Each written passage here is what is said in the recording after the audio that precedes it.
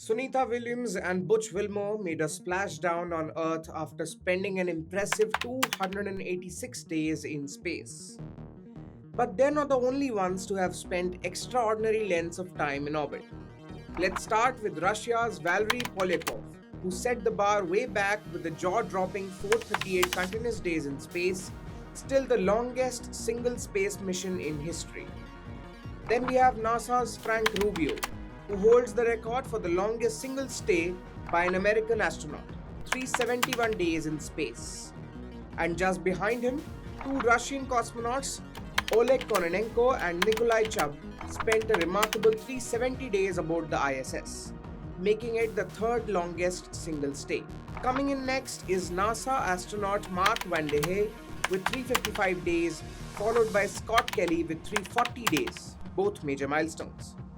Then there's Christina Koch, who spent 328 days in space, and Peggy Whitson, who spent 289 days in orbit. And of course, Sunita Williams and Butch Wilmore are right up there with 286 days. But here's the kicker.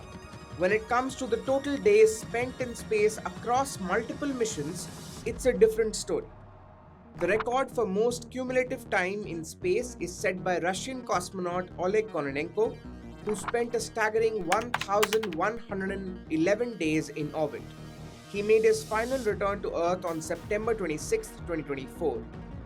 Right behind him is Russian cosmonaut Gennady Padalka, who spent an incredible 878 days in space. Peggy Whitson also takes a spot on this list with 675 days spent in space. This is the highest ever spent by a NASA astronaut. Followed by Sunita Williams with 608 days in orbit.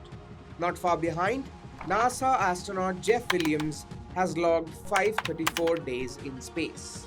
These astronauts have truly pushed the limits of human endurance and exploration, proving just how far our curiosity and ambition can take us.